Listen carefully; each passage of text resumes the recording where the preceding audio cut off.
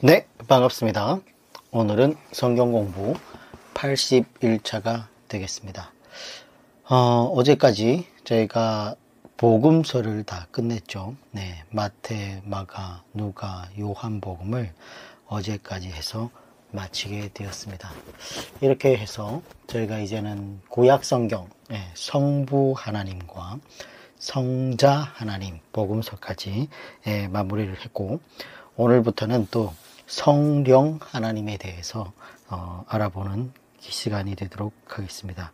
사도행전 이후로부터는 성령 하나님의 역사가 기록되어 있는데, 이 시간을 통해서 또 마지막 요한계시록까지 저희가 잘 살펴보면 좋겠습니다. 81차입니다. 이제는 참 1일차 시작할 때는 막막했었는데 81차까지 오니까 이제 정말 얼마 남지 않았구나 라는 승리의 고지가 보이는 것 같기도 합니다. 아마도 앞으로 20일째 남짓 안 되는, 정확히 말하면 한 18일 정도 더 남아있는 것 같은데요.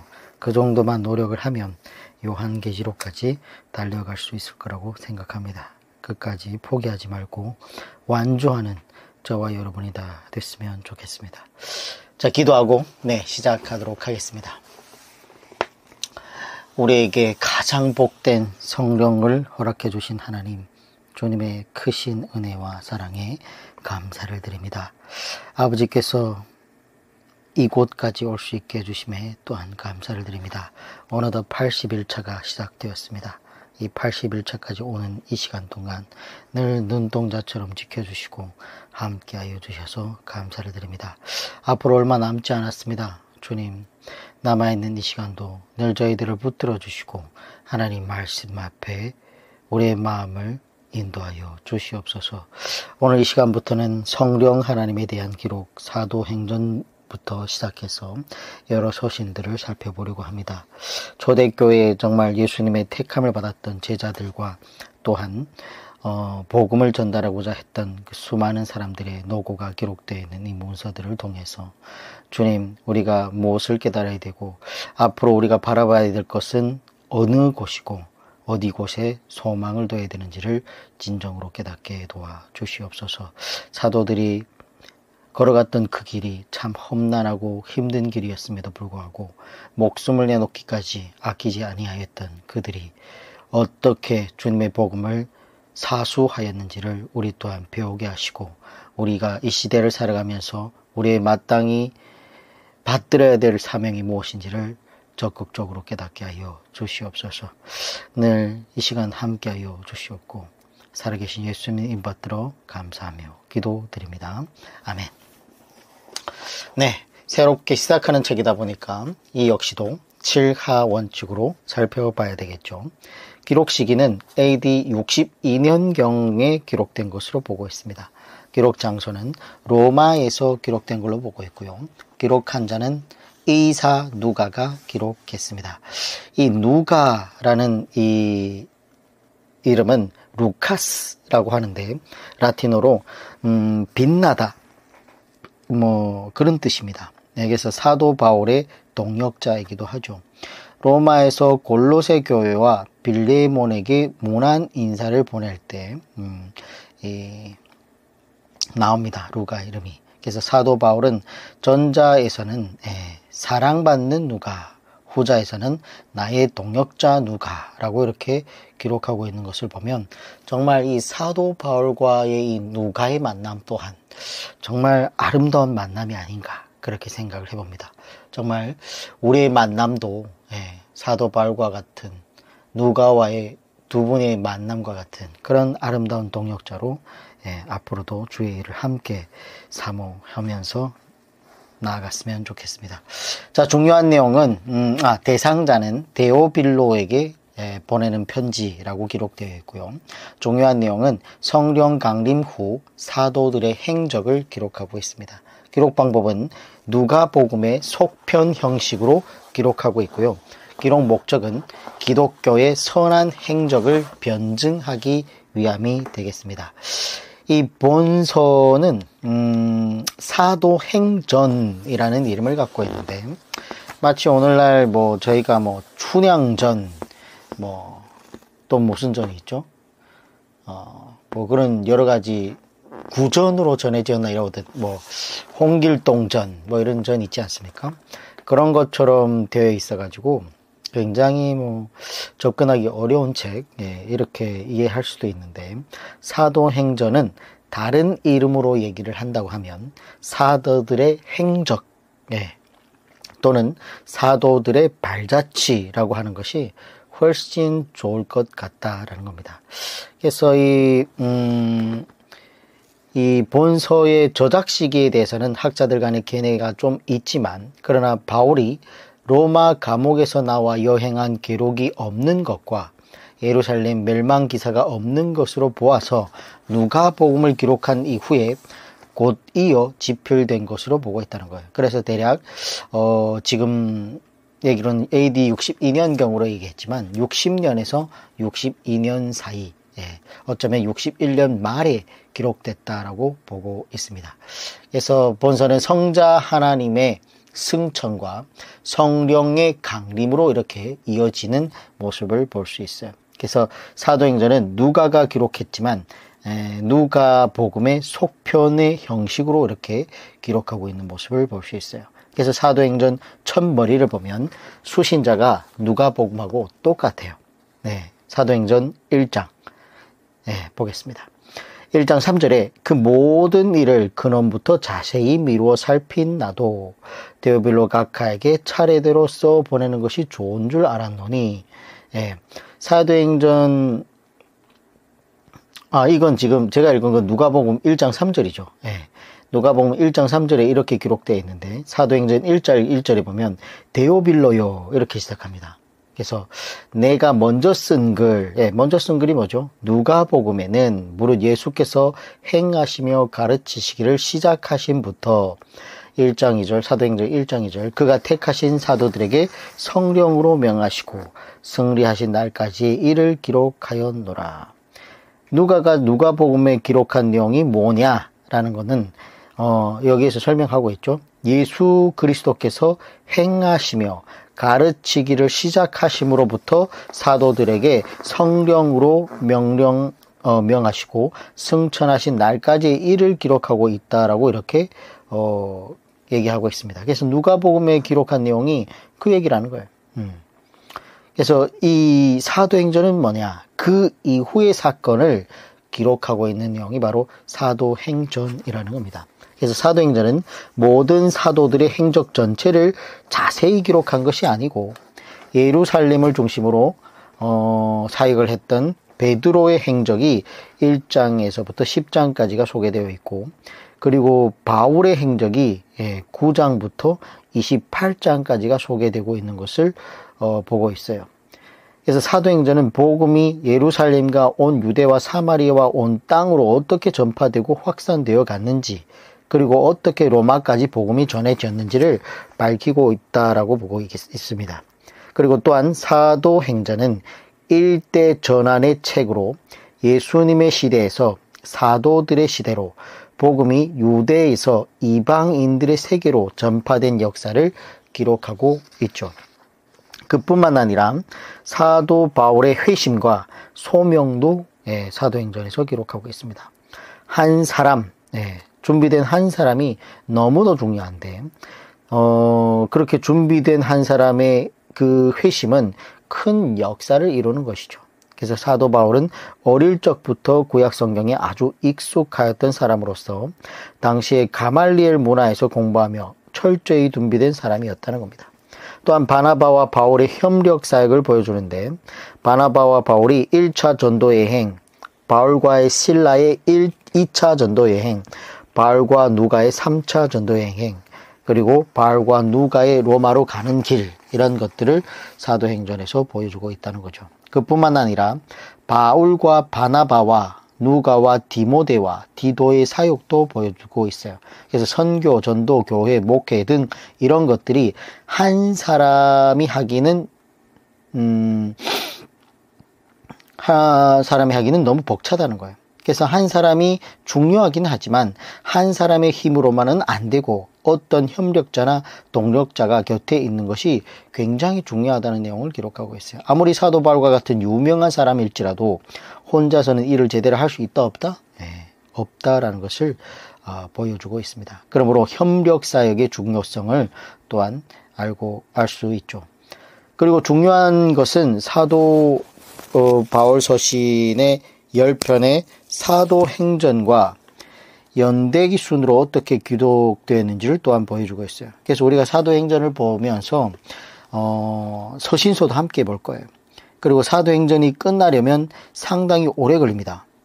그 이유는 우리가 바울 서신 10편과 연관지어서 왔다 갔다 하면서 살펴봐야 되기 때문에 아마 이번 주 내내 사도행전을 쭉 다뤄야 될 것 같고, 다음 주부터는 또 사도행전과 연관지어서 보게 되는 서신서들을 우리가 살펴보게 될 거라는 거예요. 그리고 마지막으로는 선교의 명령과 선교의 모범과 그리고 선교의 역사를 사도행전에서는 기록하고 있습니다. 사도행전 1장 6절, 그들이 모였을 때에 예수께 여쭈어 이르되 주께서 이스라엘 나라를 회복하심이 이때이니까 하니. 그들이 모였을 때에, 그러니까 고린도전서 15장 6절을 보면 500여 형제에게 일시에 보이셨다고 하는 기록이 있는데 아마 이때 부활하신 예수 주님께서 모였던 형제들이 약 500명 정도 되었다는 거 알 수 있어요. 그래서 한 500명 정도가 지금 이때 모였다라는 거죠. 예수님이 부활하신 이후에 주께서 이스라엘 나라를 회복하심이 이때이니까 여전히 부활하신 예수님을 보고도 그들의 소원은 뭐예요? 네, 인간적인 소원이었다는 거예요. 장정만 500명 정도 모였으면 제법 위협적일 것이었을 텐데, 그리고 예수님께서 죽으셨다가 부활하셨기 때문에 로마의 압제 가운데 있는 이스라엘을 로마로부터 해방시킬 때가 아니냐고 하는 인간의 욕심의 이야기를 지금 여기서 여쭤보고 있다는 거예요. 1장 7절, 이르시되 때와 시기는 아버지께서 자기의 권한에 두셨으니 너희가 알 바 아니오. 그것들은 너희들이 신경 쓸 것이 아니라는 거예요. 예. 그러니까 우리가 그때가 언젠지를 알아맞추는 게 된다 안 된다? 알아맞출 필요가 없다는 거예요. 그건 하나님의 주권에 있다는 거예요. 그래서 언제 때와 시기가 언제 될지를 우리가 뭐 맞추려고 막 이럴 필요가 없다는 거예요. 우리가 신경 쓸 것은 8절의 내용인데 1장 8절, 오직 성령이 너에게 임하시면 너희가 권능을 받고 예루살렘과 온 유대와 사마리와 땅끝까지 이르러 내 증인이 되리라 하시니라. 자, 이제 이러한 과정을 보게 되는데, 근데 여기서 중요한 건 뭐냐면 증인이라는 거예요. 즉 전도자라는 거예요. 예수님의 지상 대명령, 마태복음 28장 18절에서 20절 나왔죠. 네, 그 지상 대명령, 그리고 구약의 중심축, 출애굽기 19장 5절 6절, 하나님의 소원인 증인이 되는 것이 그만큼 중요하다라는 거예요. 우리에게는 다양한 소원이 있지만 그것이 중요한 게 아니고 우리가 제사장 나라의 역할을 감당하고 땅끝까지 가서 모든 말씀을 가르쳐 지키도록 전하는, 그런 전도하는 것이야말로 하나님의 관심과 하나님의 소원이라는 거예요. 그러면 성령을 받은 우리는 누구의 증인이 되어야 된다? 예수님의 증인이 되어야 된다는 거예요. 하나님의 증인이 되어야 된다는 거예요. 세상 땅끝까지. 근데 증인이 되려면 가장 중요한 게 있어요. 증인으로 채택되려면 사실을 기반으로 말해야 되고, 두 번째, 그 증거 자료를 잘 살펴봐야 돼요. 증거 자료가 뭐예요? 성경 66권이잖아요. 근데 성경 66권을 잘 살펴보지 않고 증인이 될 수 있습니까? 없습니까? 없다라는 거죠. 사도행전 1장 11절, 제자들이 감람원이라 하는 산으로부터 예루살렘에 돌아오니 이 산은 예루살렘에서 가까워 안식일에 가기 알맞는 길이라. 감람산 이야기를 하고 있죠. 안식일에 가기 알맞는 길, 그러면 대략 약 1.1km의 거리를 이야기하는 거예요. 유대 전승에 의하면 1.2km만 되어도 안식일에는 가면 된다 안 된다? 안 된다는 거예요. 안식일에 1.2km를 걸어갈 때는 그건 안식일을 범했다라고 이렇게 유대 전승에 얘기하고 있다는 거예요. 그래서 유대 전승에 보면 그럼 1.2km 뒤에 우리 아이가 엎어져 있으면 어떡하느냐. 그러면 여성들의 그 저고리 끈으로 발을 묶어갖고 잡아당겨야 된다. 건너가면 안 된다. 뭐 이런 얘기가 있어요. 예. 안식일에 뭐 엘리베이터를 안 누른다. 뭐 이런 얘기 있지 않습니까? 그런 것처럼 유대 전승에, 네. 안식일에 가기 알맞는 길이라는 거는 1.1km의 거리를 얘기하는 거예요. 1.2km 이상만 되어도 안식일에 가면 안 되는 거리를 얘기하고 있는 겁니다. 사도행전 1장 13절 들어가 그들이 유하는 다락방으로 올라가니 마가다락방이죠. 베드로, 요한, 야고보, 안드레와 빌립, 도마와 바돌메와 마테와 및 알페오의 아들 야고보, 실로신 시몬, 야고보의 아들 유다가 다 거기에 있어. 거기에 지금 가롯 유다를 제외한 제자들 11명이 있었다라는 거예요. 1장 14절 여자들과 예수의 어머니 마리아와 예수의 아우들과 더불어 마음을 같이하여 오로지 기도에 힘쓰더라. 거기에는 여자들도 있었다라는 거죠. 막달라 마리아, 살로메, 작은 야고보의 어머니 마리아, 요한나 등 이런 여성들이 있었고 예수님의 어머니 마리아도 있었고 예수님의 4명의 아우들인 야고보, 요셉, 시몬, 유다도 함께 있었다는 거예요. 이렇게 예수님의 11제자 그리고 70인 제자, 예수님의 가족들 그리고 여인들로 구성된 약 120명의 사람들이 마가의 다락방에 모여 있었던 것으로 보고 있다는 겁니다. 그러면 마가의 다락방이 상당히 컸다라는 것을 볼 수 있죠. 그리고 그들이 오로지 마음을 같이해서 뭐에 힘썼다고요? 기도에 힘을 썼다라고 얘기하고 있습니다. 근데 원어나 혹은 다른 번역에 보면 오로지가 없습니다. 오로지 기도하였다.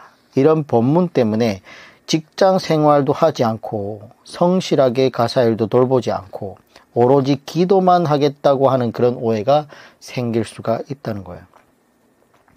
원문에 보면 오로지라는 단어가 없습니다. 네.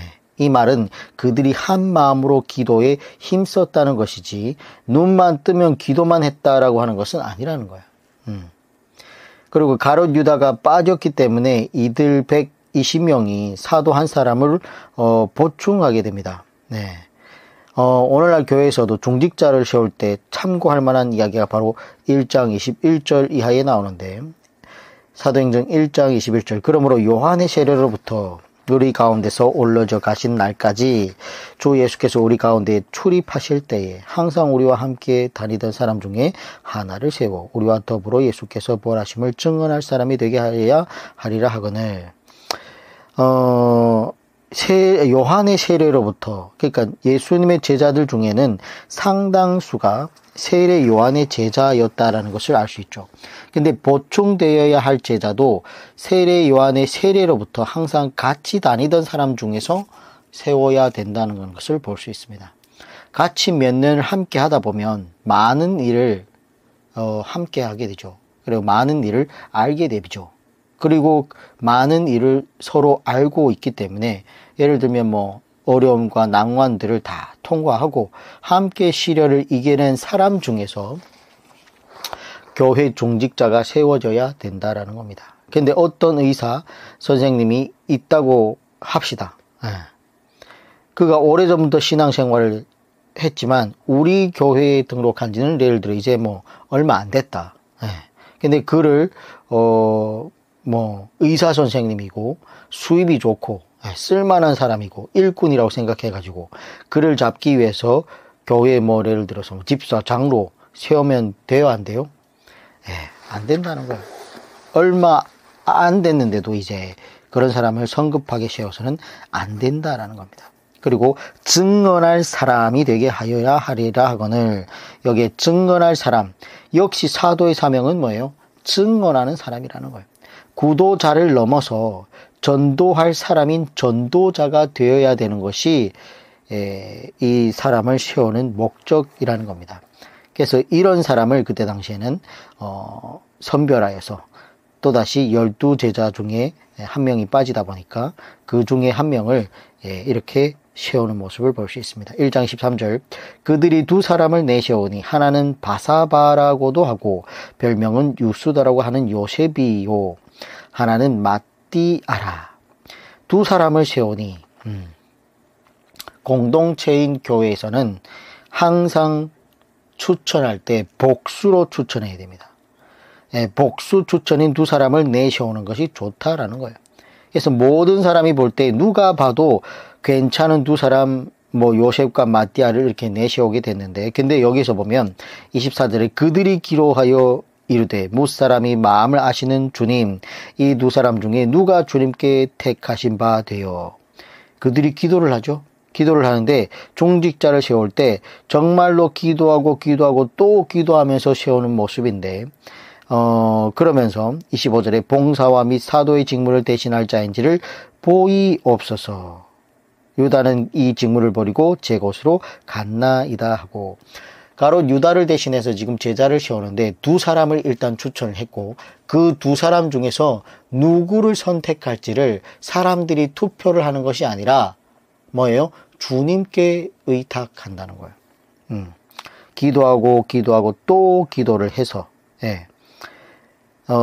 그리고 뭐예요? 그 사람을 세워서 봉사와 및 사도의 직무를, 봉사는 헬라어로 디아코니아라고 해서 섬기는 역할을 말하고, 사도는 아포스톨레라고 해서 권위 있는 말씀 선포자를 말하는 거예요. 그래서 주의 종들은 이 두 가지를 균형 있게 맞춰야 되는 거죠. 다시 말하면 권위 있는 말씀을 선포자라는 개념과 섬기는 자라는 이 두 가지 개념을 함께 가지고 가야 된다는 거예요. 제자라면. 근데 이렇게 권위 있는 사람, 이런 제자를 세우는 데 있어서 사도의 직무를 대신하게 하려고 하는 사람을 있어서 누구에게 의탁한다? 예수님께, 하나님께 의탁드린다는 거예요. 마지막 선택권은 어떻게? 제비를 뽑는 방식으로.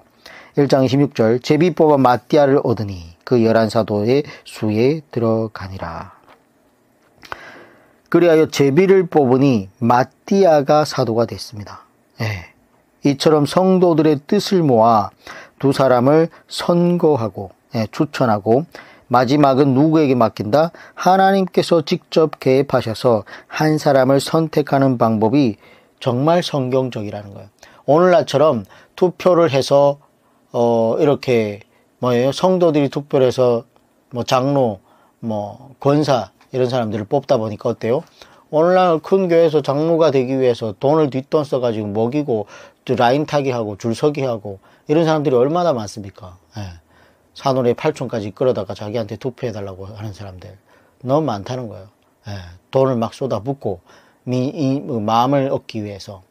만약에 제비를 뽑아서 하나님께서 선택한 사람이 장로가 된다고 하면 돈을 쓰겠습니까? 그 사람들이? 그래서 이런 것도 아무런 그런 누가 뽑혀도 의문이 없게 정말 두 사람을 놓고 기도하고 또 기도함으로써 마지막 선택은 누구에게 맡긴다? 하나님께 맡기면서 제비를 뽑는 것이 굉장히 좋은 방법이고 성경적이라는 거예요. 자, 이렇게 교회에서 사람을 뽑는다면 정말 문제가 없을 건데, 그리고 이렇게 선택한 사람은 하나님께서 이렇게 나를 선택하셨음이 분명하게 되는 거죠. 누구의 힘을 통해서, 인간적인 수단 방법을 가리지 않는 그런 방법을 통해서 내가 장로가 된 게 아니라 제비를 뽑았다. 하나님이 나를 선택했구나. 얼마나 영광스럽습니까? 이런 선택 방법이 너무나 좋을 것 같다. 성경적이다라는 것을 볼 수 있습니다. 자, 2장 가겠습니다. 2장 1절 오순절 날이 이미 이름에 그들이 다 같이 한 곳에 모였더니, 대략 한 120명의 성도들이 한 곳에 모였더니 호련히 하늘부터 급하고 강한 바람 같은 소리가 있어 그들이 앉은 온 집에 가득하며, 2장 3절 마치 불의 혀처럼 갈라지는 것들이 그들에게 보여 각 사람 위에 하나씩 임하여 있더니, 2장 3절 옆에다가 성령님의 공식적 데뷔식이라고 적어 놓겠습니다. 삼위일체 하나님께서 창세 전부터 함께 하셨고 함께 사역하고 계셨지만 성령님께서 공식적으로 데뷔하시는 것은 이 오순절 때가 처음입니다. 그리고 이것은 기독교 역사상 딱 한 번 있었던 일인데 데뷔식을 여러 차례 하는 것도 아니죠. 그러니까 한 번 딱 이렇게 하는 거예요. 이때 성령님께서 이렇게 임하시게 되고, 이제는 우리의 마음을 열고 그분을 영접하면 성령님께서 우리 마음 안에 내주하게 되시는 것이죠. 그러므로 성령님께서 다시 올라갔다 내려왔다 하시면서 계속해서 대비식을 하는 것이 아니라는 거예요. 이미 성령님은 입에 있고 이제는 개개인의 마음을 열면 그 사람 가운데 내주하게 되시고, 그렇게 내주하실 때에 중생의 체험을 함께 하게 되는 것을 볼 수가 있습니다. 그래서 그 중생의 체험은 사람마다 다양하다라고 볼 수 있는 거죠. 그래서 오늘날 자꾸만 성령님 임하여 주시옵소서 이런 찬양 부르면 안 됩니다. 이미 이 땅에 임했다니까요. 오순절 때. 그리고 영원히 함께 있습니다. 여러분 마음을 열고 영접하셨다면 여러분 안에 계십니다. 여러분들이 일 안 하고 기도 안 하고 말씀 읽지 않으니까 아무런 능력을 발휘를 못하는 거지. 성경을 읽으면 성경을 깨닫게 하실 것이요, 여러분이 말씀에 순종하여 나아갈 때는 말씀의 능력이 나타나게 도와주실 겁니다. 성령님 자꾸 오라고 보채지 마셔요. 이미 와 있습니다. 2장 4절, 그들이 다 성령의 충만함을 받고 성령이 말하게 하심을 따라 다른 언어들로 말하기를 시작하니라. 그들은 다른 언어들로 기도한 것이 아니라 여기에 뭐라고 적혀 있어요? 말하기 시작했다라고 기록되어 있습니다. 그래서 이런 것도 명확히 밑줄 쳐놓으면 좋습니다. 다른 언어들로 말하기 시작하니라. 그래서 성령님께서 임하신 그 표적으로, 그때 그곳에 계셨던 사람들이 다른 언어로 말하기 시작했다라는 겁니다. 다른 언어로 기도한 게 아니라, 말을 했다라는 거예요. 외국어를. 2장 5절, 그때 경건한 유대인들이 천하 각국으로부터 와서 예루살렘에 머물러 있더니, 자, 구약 시대에 북이스라엘이 멸망하고 남유다가 멸망하면서 천하 각국에 흩어졌던 유대인들, 즉 디아스포라 이 유대인들이 이 유월절 그리고 무교절과 오순절을 지키기 위해서 현재 모여 있었던 것인데, 그런데 지금 시간이 수백 년 흘러가면서 히브리어는 구사하지 못하고 자기들의 천하 각국에 흩어져 있었던 곳에 그곳의 현지어를 사용하는 디아스포라 유대인들이 상당히 많았다는 거예요. 유대인들이 당시에 절기를 지키기 위해서 지금 예루살렘에 모여들었던 상황인데, 이왕 왔던 김에 오순절까지 세고 가자 이랬던 건데, 6절에 이 소리가 나매 큰 무리가 모여 각각 자기 방언으로 제자들이 말하는 것을 듣고 소동하여. 각각 자기의 방언으로 제자들이 말하는 것을 듣고 소동하여. 밑줄 칩니다. 방언, 명심해야 됩니다. 외국어입니다. 외국어. 이때 대략 한 15곳에서 오신 디아스포라 유대인들이 그 현지에서 나고 자랐기 때문에 그 현지 언어를, 히브리어를 구사했던 게 아니라 현지 언어로 지금 예루살렘에 왔더란 말이에요. 그래서 이 예수님의 이 복음이 일사천리로 그들에게 전달이 돼야 되니까 뭐예요? 이 제자들이 복음을 전하는 말이 그 사람들의 그 현지 언어로 들렸다라는 거예요. 그래서 제자들이 말하는 것을 듣고 소동했다. 알아들었다는 거예요.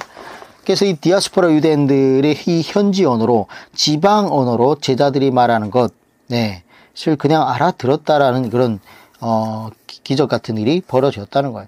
그래서 기도하는 게 아닙니다. 방언, 여기에 나오는 거는 지방 언어로 말했다라는 겁니다. 분명히 해야 됩니다. 당시 로마판도 내에서 로마어, 그러니까 로마 판도 내에서 보면 로마어, 라틴어를 제외하고는 모두 지방 언어였어요. 그리고 이 지방 언어의 준말이 바로 방언이죠. 제주도 가면 제주도 방언 있지 않습니까? 오시옵집이 뭐라 그랬나? 그런 것처럼 방언이었다는, 방언. 지방 언어였다는 거예요.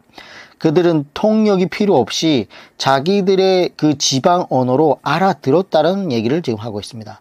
그래서 본문을 보면 15개가 아니고 정말 16개의 지방 언어로 알아들었다고 하는 건데, 이처럼 성령님의 대비하시면서 제자들에게 표적이 일어나게 되는데, 외국어를 한 번도 배워본 적이 없었던 이 120명의 이 모여 있었던 이 사람들에게 디아스포라 유대인들이 사용하고 있는 지방 언어로 말을 할 수 있었다는 거예요.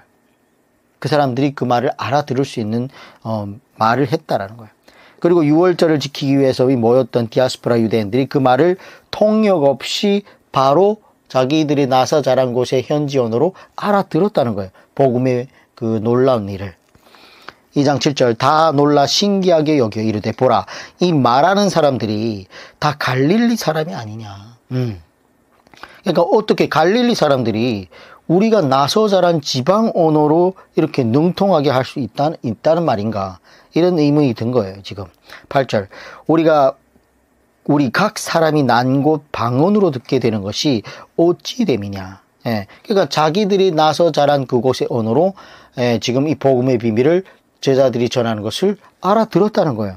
이 사람들이 외국어를 배워본 적도 없고 다 갈릴리 사람들인데 이 사람들이 어떻게 우리 나서 자란 그곳의 언어로 지금 얘기를 하고 있느냐. 이 얘기를 지금 하고 있는 거죠.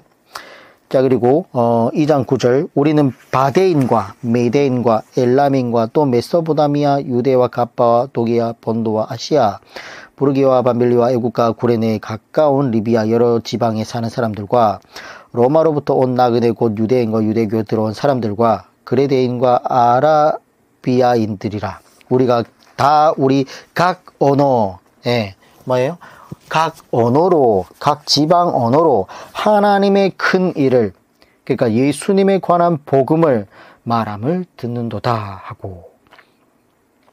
그래서 그들은 예수님에 관한 복음을 말했던 것이고, 그 예수님에 관한 복음이 그 이방에서 살고 있던 유대인들에게 그 자신들의 나서 자란 그곳의 언어로 그 하나님의 큰 일이 비밀을 알아들었다는 거예요. 네. 그래서 그들이 알아들은 것은 지방 언어로서의 준말인 방언을 알아들었다는 말이에요. 이런 것만 봐도 방언 기도는 아니죠. 이거는 방언 얘기입니다. 그래서 방언이라는 것은 여기에서 나오고 있는 것은 외국 언어나. 그래서 이때는 로마가 다 이렇게 나라를 집권하던 시기니까 외국어라고 얘기하지 않고 지방 언어로 표현하는 그런 것을 볼 수 있습니다.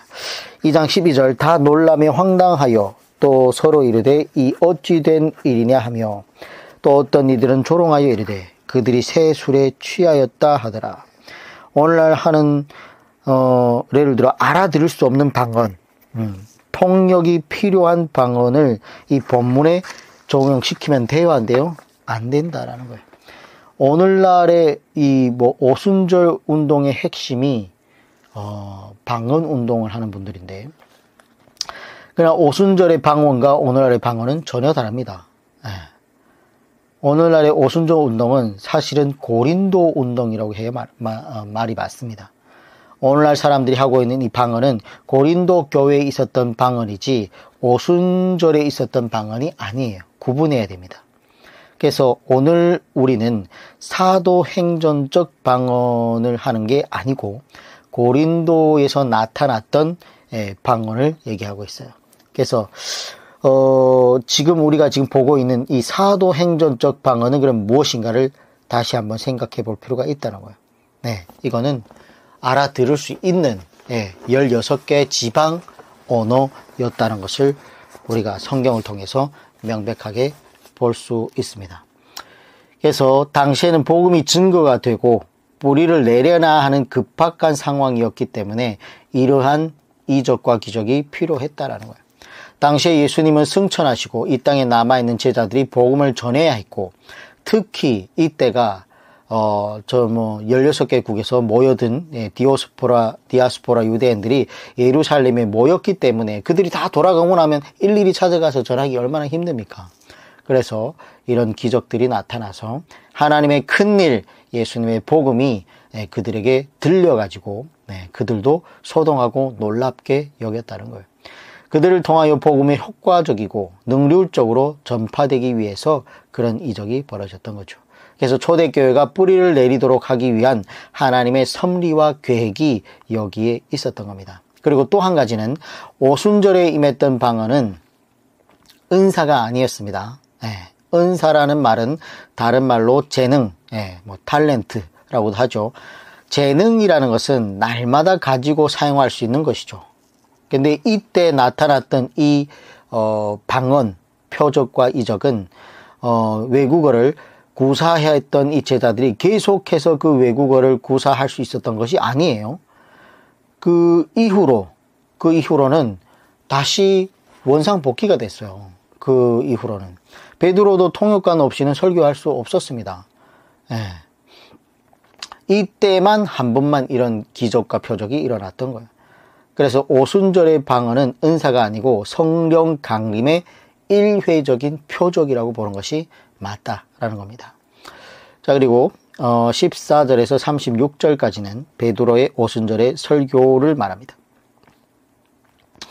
2장 14절 베드로가 11 사도와 함께 서서 소리를 높여 이르되 유대인들과 예루살렘에 사는 모든 사람들아 이 일을 너희로 알게 할 것이니 내 말에 귀를 기울이라.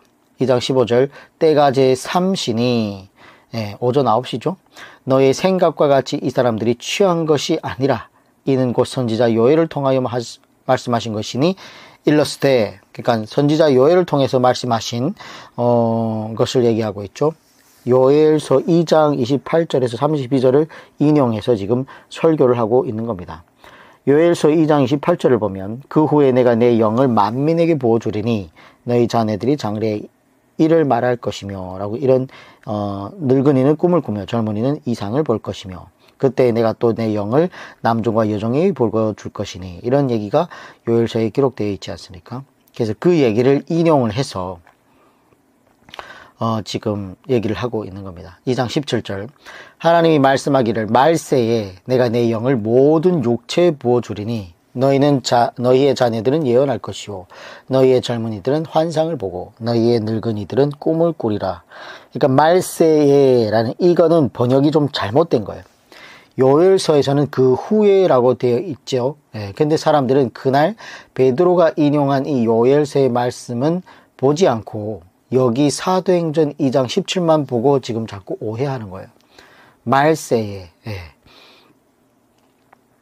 그래서 그 후에라고, 그러니까 예수님께서 승천하시고 오순절에 이미 성령 강림절을 통해서 이 요엘서 2장 28절에서 32절의 이 예언은 성취된 겁니다. 앞으로 우리가 휴거되기 전에 그때 이런 부흥의 세대가 온다는 얘기가 아니고 성령님께서 임하실 때 이미 예수님이 승천하시고 오순절 성령 강림절을 통해서 이런 예언이 이미 성취가 된 거예요. 예언이.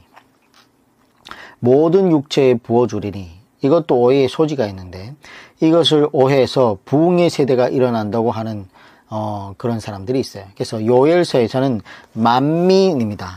수많은 백성들을 얘기하는 거죠. 그래서 모든 육체에 부어주는 게 아니에요. 모든 육체에다 성령을 부어주셨으면 다 구원을 받아야죠. 지옥 갈 사람 있으면 안 되죠. 그럼 지옥이라는 걸 만들 필요가 없었죠. 이런 것도 번역이 좀 오류가 된 겁니다. 2장 18절 그때 내가 내 영을 내 남종과 여종들에게 부어주리니 그들이 예언할 것이요. 자, 이것은 오순절 성령 강림 사건으로 이미 성취된 예언입니다. 그래서 그 옆에 이미 성취된 예언이라고 적어놓으면 좋겠습니다. 자, 그리고 36절까지가 베드로의 설교가 이렇게 쭉 이어지는데 오늘 성령님께서 임하시면서 요엘서의 예언이 성취가 이미 되었다는 얘기입니다. 근데 오늘날 이 본문을 가지고 앞뒤 배경과 요엘서 이런 걸 등 상관하지 않고 무조건 오순절 운동이 해놓되어 가지고 이제 마지막 말세에 하나님께서 모든 육체에 성령님을 부어주심으로 부흥의 세대가 일어나 가지고 온 세상을 덮을 것이고 예루살렘까지 회복시키고 모든 육체가 아멘 주 예수에 어서 오시옵소서 하면서 재림주를 맞이하게 될 것이라고 하는 이런 잘못된 해석을 하고 있는 단체가 아직도 많다는 거예요. 오순절의 성령 강림의 사건이 있었을 때에 베드로는 이 요엘서의 본문을 가지고 이미 설교를 했습니다. 그렇기 때문에 요엘서의 말씀은 사도행전에서 이미 성취가 됐다는 거예요. 마지막 날에는 성령의 강력한 기름 부으심이 없습니다. 성경에서는 오히려 그 반대로 말씀하고 있죠. 우리가 복음서를 살펴봤으니까 알지 않습니까? 예수님께서도 오히려 자신이 오실 때에 믿는 자를 보겠느냐 이렇게 얘기하고 있지 않습니까? 다시 말하면 예수님께서 재림하시기 직전에 성령님의 강력한 기름 부으심으로 놀라운 역사, 부흥의 역사가 일어나게 될 것이라고 하는 구설은 성경의 그 단 어디에도 찾아보기가 없다라는 거예요. 앞으로 봐보세요. 기독교는 점점 약해질 겁니다. 약화될 겁니다. 그리고 말세에는 고통의 때가 올 것이고 성도들은 자기를 사랑하고 돈을 사랑하고 쾌락을 사랑하고 자기들의 마음과 뜻과 힘을 다하여 하나님을 사랑하는 성도들을 찾아보기 힘든 배도와 배교의 시대가 도래하게 될 거라는 거예요. 2장 41절. 자, 그 말을 받은 사람들은 세례를 받음에 이날의 신도의 수가 3,000이나 더하더라. 자, 이것을 보고 또 이상한 기대를 하는 주의 종들이 있는데, 이것은 모세 때부터 이미 1500년간 수많은 주의 종들이 목숨을 걸고 복음을 뿌리내린 결과죠.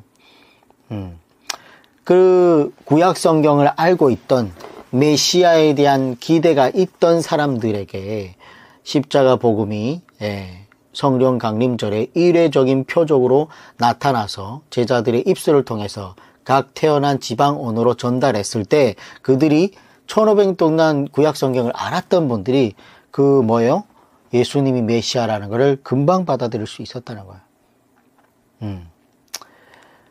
그래서 수많은 종들이 순교한 피의 결과라는 거예요. 특별히 예수님께서 직접 오셔서 뿌린 결과죠.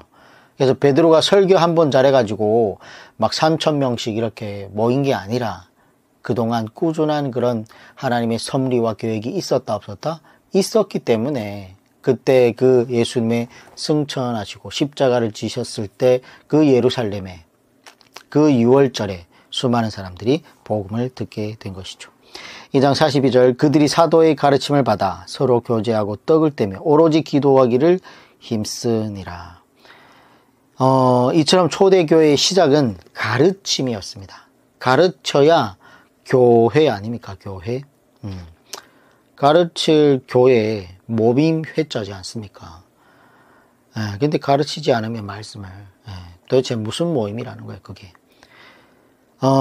근데 기도하는 사람들이 이 사도의 가르침을 받아 서로 교제하고 떡을 떼며라는 말씀은 신경 쓰지 않고 교육도 교제도 필요 없고 오로지 기도에만 힘을 써야 된다라는 거예요.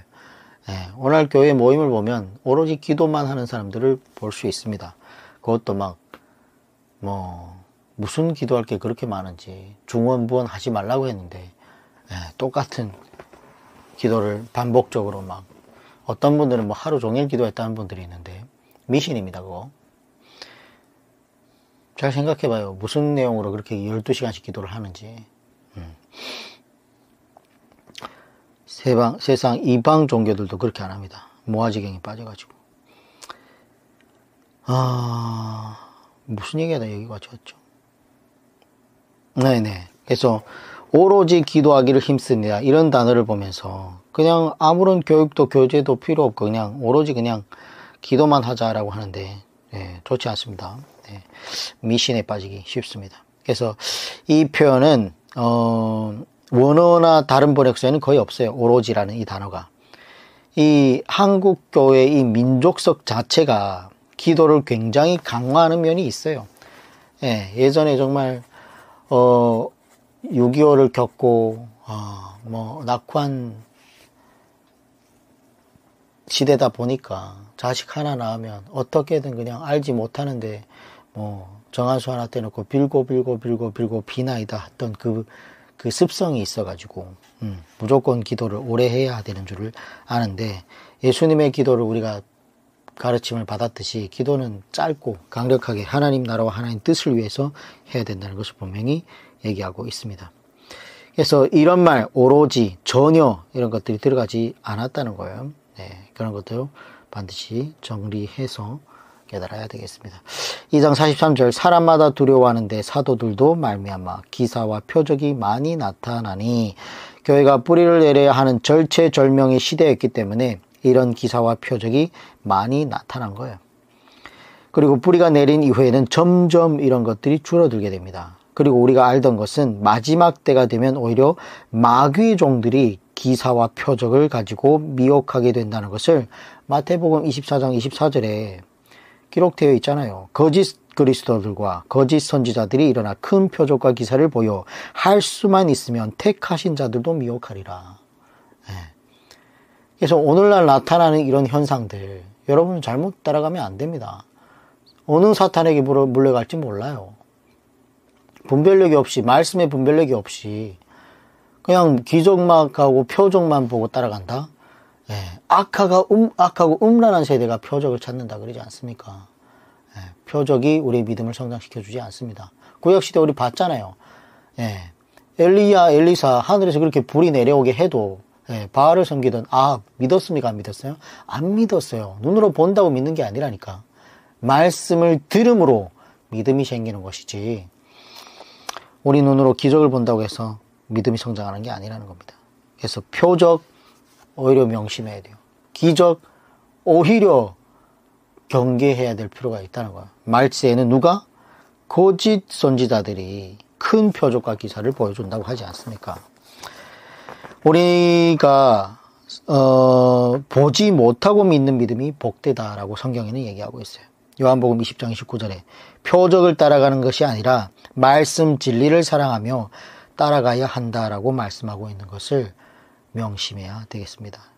2장 44절 믿는 사람이 다 함께 있어 모든 물건을 서로 통용하고, 45절 또 재산과 소유를 팔아 각 사람의 필요를 따라 나눠주며. 이런 말씀도 특수한 경우죠. 오늘날 하면 돼요, 안 돼요? 오늘날 이런 걸 자꾸 하자고 하면 안 돼요. 당시의 예루살렘은 종교 도시였기 때문에 유대교에서 개종해가지고 예수님을 믿는다고 하면 유대교로부터 출교를 당하고 직장으로부터 쫓겨나야 되는 그런 도시였어요. 그러므로 그들이 재산을 팔아서 그 돈을 가지고 교회에서 서로 음식을 나눠 먹는 방법밖에는 없었던 겁니다. 이런 환경과 배경 가운데서 그들이 모든 물건을 통용하고 재산을 팔고 한 것이지, 오늘날 같은 날에 이렇게 하자라고 이렇게 얘기하는 교회가 있다면 어쩌면 조용히 나와야 될 수도 있어요.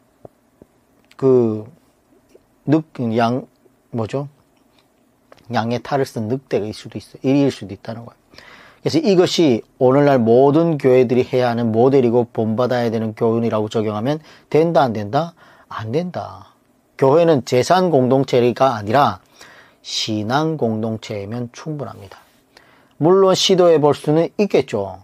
근데 모든 교회가 그렇게 한다고 됩니까? 안 됩니다. 오늘날은 절대 될 수가 없는 거예요. 하지만 당시에 예루살렘 교회는 잘한 거죠.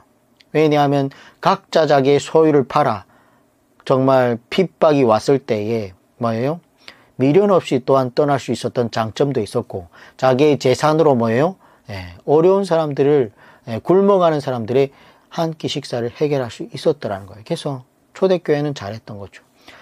그래서 결국에 어떻게 AD 70년경에 예루살렘이 멸망할 때 그들이 이미 다 전도하러 떠났기 때문에 예루살렘이 멸망할 때 그게 남아있으면서 멸망하지 않을 수 있었다는 거예요. 근데 만약에 자기가 가진 소유가 많아봐 예루살렘을 떠나기가 쉬웠을까요? 어려웠을까요? 어렵다니까. 그래서 자기 걸 다 팔아서 먹어 제끼고 없애버리니까 복음 하나만 들고 떠나기 쉬웠다라는 것을 볼 수 있죠. 때문에 또 기독교가 살아남을 수 있었던 것이 아닌가. 그래서 44절부터 45절은 모든 교회들이 본받아야 할 보편적인 교훈이 아니고 특수한 경우라는 것을 명심해야 됩니다. 모든 교회가 본받아야 할 보편적인 교훈은 46절, 47절의 말씀이죠. 사도행전 2장 46절 날마다 마음을 같이하여 성전에 모이기를 힘쓰고 집에서 떡을 떼며 기쁨과 순전한 마음으로 음식을 먹고 하나님을 찬미하며 또 온 백성에게 칭송을 받으니 주께서 구원받은 사람을 날마다 도하게 하시니라. 일단 모이기를 힘써야 돼요. 성도들이 기본 본분이 뭐예요? 모이기를 힘써야 돼요. 예배에, 교회에 모이기를 힘써야 되는 겁니다. 오늘날 코로나 같은 이런 바이러스가 있다고 해서 교회를 떠나면 안 되는 거예요. 예배를 취소하면 안 되는 거예요. 인터넷 예배로, 온라인 예배로 대체하면 안 되는 거예요. 그래서 공예 예배에 열심히 참여해야 되고, 그리고 교회는 예배와 교제에 힘을 써야 된다는 것을 볼 수 있습니다. 자, 사도행전 3장 가겠습니다. 3장. 3장 1절에 제9시 기도 시간에 베드로와 요한이 성전에 올라갈 때 나면서 못 걷게 된 일을 사람들이 메고 오니 이는 성전에 들어가는 사람들에게 구걸하기 위하여 날마다 미문이라는 성전문에 두는 자라. 그가 베드로와 요한이 성전에 들어가려 함을 보고 구걸하거늘 베드로가 요한과 더불어 주목하여 이르되 우리를 보라 하니 그가 그들에게 무엇을 얻을까 하여 바라보거늘 베드로가 이르되 은과 금은 내게 없거니와 내게 있는 이것을 내게 주노니 나사렛 예수 그리스도의 이름으로 일어나 걸으라 하고. 이런 것도 기억해둬야 됩니다. 우리가 정말 하나님의 성령이 충만하여서 우리 주변에게 이웃에게 전도하러 나갔을 때 너는 내 눈을 보라. 나는 너에게 금과 은을 줄 수 없지만 예수 그리스도의 이름으로 너에게 성령을 선물로 주노라. 막 이런 거 하면은 너무나 놀라지 않겠습니까? 근데 나사렛 예수의 이름으로 일어나 걸으라 했더니 3장 7절에 오르는 손을 잡아 일으키니 발과 발목이 곧 힘을 얻고 뛰어서서 걸으며 그들과 함께 성전으로 들어가면서 걷기도 하고 뛰기도 하며 하나님을 찬송하니.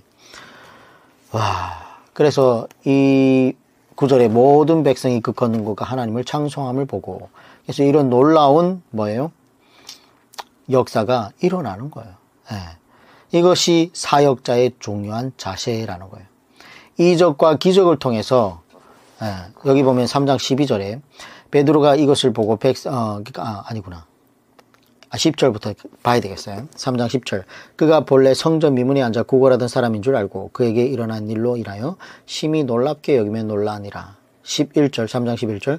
나은 사람이 베드로와 요한을 붙잡으니 모든 백성이 크게 놀라며 달려나가 솔로몬의 행각이라 불리는 행각이 모이거늘.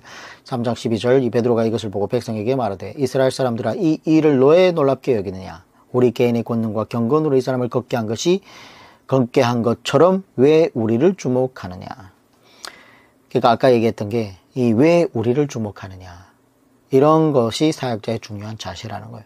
이적과 기적을 통해서 내가 한번 주목을 좀 받아보아야 하겠다라고 하는 마음이 그 마음 속에서 씨앗을 맺으면 굉장히 위험한 접근법이라는 거예요. 사도들은 이러한 일이 일어났을 때 자신들이 주목받는 것에 대해서 굉장히 경계했습니다. 왜 나를 주목하느냐? 왜 우리를 주목하느냐? 우리의 개인의 권능과 경건으로 이 사람을 걷게 한 것이 아니다.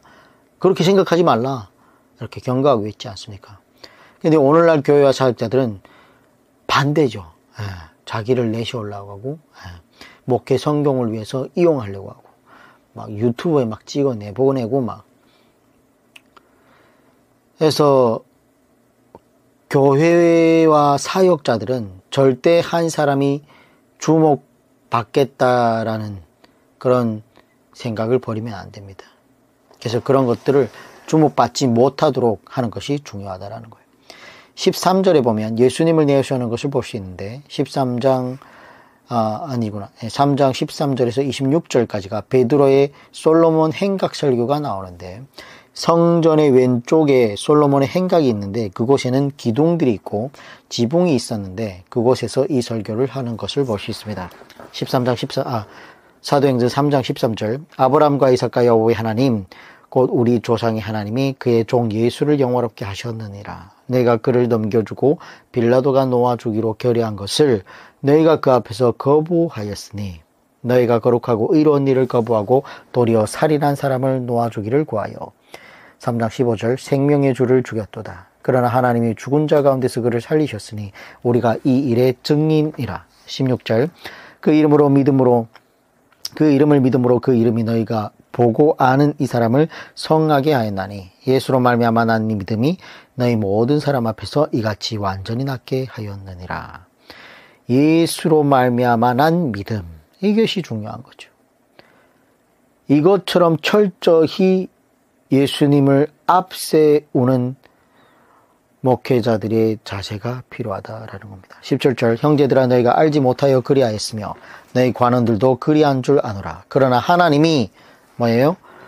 모든 선지자의 입을 통하여, 그러니까 구약에서 보냈던 모든 선지자의 입을 통하여 자기의 그리스도께서 고난받으실 일을 미리 알게 하신 것을 이와 같이 이루셨느니라. 3장 19절. 그러므로 너희가 회개하고 돌이켜 너희의 죄 없이 함을 받으라. 이같이 하면 새롭게 되는 날이 주 앞으로부터 이를 것이요. 회개하고 돌이켜 밑줄 칩니다. 새롭게 되는 날을 맞이하기 위해서는 반드시 회개하고 돌이켜야 된다는 거예요. 회개하다라는 말은 이 헬라어로는 메타노에오라는 발음을 쓰는데, 이 말은 마음과 생각과 감정과 의견을 바꾸는 것을 의미하고 있습니다. 그래서 단순히 내가 죄를 지었습니다, 제가 잘못했습니다, 용서해 주시옵소서, 이렇게 그냥 입술로 고백하고 그냥 회개한다라고 하는 것이 아니고, 마음과 생각과 감정과 의견을 바꾸는 것이고, 더 나아가서 삶을 바꾸는 것이 진정한 회개라는 거예요. 그래서 회개는 반드시 회개하고 돌이켜까지가 회개의 중심, 핵심이라는 거예요. 마음을 돌이켜야 된다는 거예요. 지금 행하고 있던 마음을 완전히 돌이킨다, 유턴 해야 된다는 거예요. 돌아와야 된다는 거예요. 생각의 방향을 바꾸고 삶의 방향을 바꾸는 거죠. 이처럼 돌이키는 것이 바로 회개라고 할 수 있습니다. 3장 26절, 하나님의 그 종 예수님을 세워 복 주시려고 그에게 너희에게 먼저 보내사 너희로 하여금 돌이켜 각각 그 악함을 버리게 하셨느니라. 예수님 때문에 우리가 복을 받게 되는데, 문제는 돌이켜야 예수님께서 주시는 복을 받는 것이라는 거예요. 이러한 신령한 복을 받으려면 회개하고 뭐예요? 돌이켜야 된다라는 겁니다. 그런데 각각입니다. 각각. 네. 구원의 문제에 있어서, 은혜의 문제와 같은 이런 신령한 복의 문제에 있어서는 철저하게 개인적인 숙세입니다. 우리 아버지가 믿는다고 해서 내가 구원받는 게 아니에요. 네. 내가 정통교회에 있다고 해서 구원받는 게 아니라는 거예요. 뭐예요? 각각 그 악함을 버리게 하셨느니라. 스스로 돌이켜야 되고 각자 행한 대로 심판을 받을지니, 예전에는 구약시대는 달랐습니다. 이스라엘 백성에 어느 백성에 속해 있는가에 따라서 달랐는데, 이제는 만인 제사장 시대라는 거예요. 그래서 다릅니다. 각각입니다. 자, 사도행전 4장 가겠습니다. 4장 1절, 사도들이 백성에게 말할 때에 제사장들과 성전 맡은 자와 사두개인들이 이르러 예수 안에 죽은 자의 부활이 있다고 백성을 가르치고 전함을 싫어하여. 4장 3절, 그들을 잡으면 날이 이미 저물었으므로 이튿날까지 가두었으나 말씀을 들은 사람 중에 믿는 자가 많으니 남자의 수가 약 5천이나 되었더라. 전에 베드로가 설교할 때 약 3천 명이었는데 이제는 예루살렘 교회의 남자 성도들만 5천 명에 육박하게 되는 겁니다. 여성과 아이들까지 포함하면 아마 15,000에서 2만 명 정도로 추정하고 있어요. 이것은 베드로의 설교만으로 이렇게 된 것이 아니라 오랜 세월 동안 주의 종들이 뿌린 결과라고 아까 얘기했죠. 그리고 특별히 예수님께서 3년간 직접 뿌린 거에 대한 결과로 일어난 성과라는 것을 알 수 있어요. 그래서 우리가 오늘 뿌려도 당장 결실이 없을 수도 있습니다. 밖에 나가 전도를 한다고 해서 같이 안 따를 수 있어요. 하지만 그것이 우리 자녀 시대 혹은 우리 손자 시대에 누군가의 전도를 통해서 그 결과물이 일어날 수 있다라는 생각을 할 필요도 있다라는 거예요. 그리고 우리가 생각해 봐야 하는 것은 당시에 예루살렘 교회의 성도들이 되었던 이 5천 명이 다 진실한 기독교인이었느냐 하는 문제인데, 그것도 그렇지 않습니다. 나중에 보면 시험이 오고 환란이 바람이 불어오니까 상당수가 다 유대교로 돌아가게 것도 볼 수 있어요. 그래서 어떻게 기독교에서 다시 유대교로 돌아갈 수 있느냐라고 쓴 책이 바로 성경 히브리서죠. 네.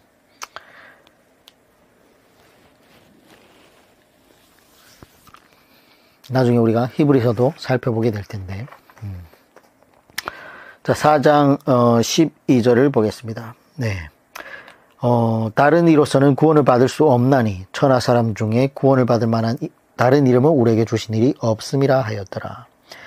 이 구절은 너무도 중요하죠. 별표 치고 밑줄 쳐놓으면 좋겠습니다.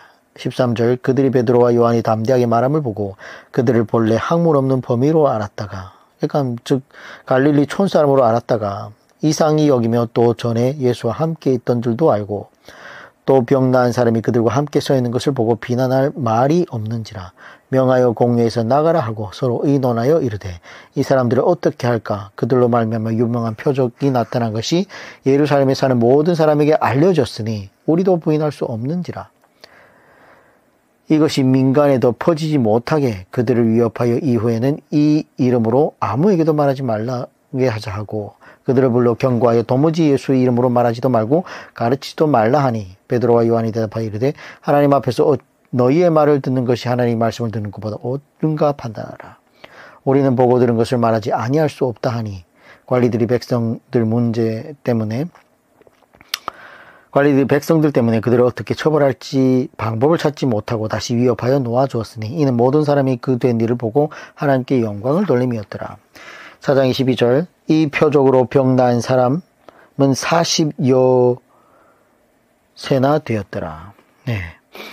그러니까 나면서 못 걷게 된 사람은 40여 세나 됐다는 거예요. 이렇게 그 누구도 막을 수 없는 엄청난 교회의 성장이 결국 일어나게 되는 겁니다. 그래서 위협하고 경고하고 다시 위협하고 해도 전도자들의 열정을 막을 수 있었다 없었다? 결국 막지 못했다라는 거예요. 성령 충만하면 이렇게 되는 겁니다. 자, 이제 5장으로 가겠습니다. 사도행전 5장. 5장에는 아나니아와 삽비라의 사건이 나오는데 자신들의 재산을 팔아가지고 일부는 감추고 나머지의 그 굉장히 큰 액수를 교회에 헌금했음에도 불구하고 이들 부부 내외가 정직하지 못했기 때문에 그 자리에서 죽임을 당하는 비극적인 사건이 기록되어 있습니다. 이것은 교회는 정직을 생명으로 삼아야 된다라는 하나님의 메시지일 수도 있죠. 그래서 초대교회가 시작하는 지금 중요한 시점에 이런 부정직한 일이 교회에서 발생하니까 하나님께서 일벌백계라고 하죠. 네, 본보기로 한번 이렇게 보여주신 것입니다. 오늘날 교회에서 이렇게 부정적인 부정직한 일이 있다고 해서 하나님께서 그 자리에서 이렇게 죽이시는 경우가 거의 없잖아요. 드물지만 그러나 이것은 하나님의 마음은 어떻다? 이렇다라는 거예요. 그리고 나는 교회에 이것을 원한다라고 하시는 하나님이 우리에게 제시한 그런 방향일 수도 있다라는 거예요. 그래서 하나님의 우리에게 주시는 굉장한 메시지이기도 하죠. 그래서 오늘날 교회와 성도는 정직을 생명과 같이 여겨야 됩니다. 그러나 안타깝게도 오늘날 교회가 정직을 많이 잃어버렸다는 거예요. 17절 이하를 보면 사도들이 생명의 말씀을 전하는 것 때문에 사내들인 공의회에 의해 가지고 체포되어서 큰 어려움을 당하게 됩니다. 그런데 그때 감동적인 장면이 나오는데 5장 40절에 그들이 옳게 여겨 사도들을 불러들여 채찍질하며 예수의 이름으로 말하는 것을 금하고 노니 5장 41절 사도들이 그 이름을 위하여 능욕받는 일에 합당한 자로 여기심을 기뻐하며 공회 앞을 떠나니라. 굉장한 우리에게 도전을 주는 말씀이죠. 사내들이 공회원 앞에서 사도들이 지금 채찍질을 당하고 능욕을 받았음에도 그들은 그 순간을 기뻐하면서 거기서 나왔다는 거예요. 우리는 예수님 이름 때문에 손해를 보기도 하고 때로는 모욕을 당할 수도 있다는 것을 생각하고 이러한 것들을 이겨내고 오히려 기뻐할 수 있는 믿음의 사람들이 되어야 된다는 겁니다. 이런 믿음은 세상이 감당하지 못하는 믿음이죠. 그런데 오늘날 교회들이 이러한 믿음을 잃어가고 있다라는 겁니다. 정말 경건의 모양은 있으나 경건의 능력은 없다라고 했다면 오늘은 경건의 모양도 없는 겁니다. 5장 42절 그들이 날마다 성전에 있든지 집에 있든지 예수는 그리스도라고 가르치기와 전도하기를 그치지 아니하니라. 가르치기와 전도하기를 교회가 반드시 해야 할 두 가지 사명인 거죠. 가르치기와 전도하기. 교회는 반드시 이 두 가지를 해야 돼요.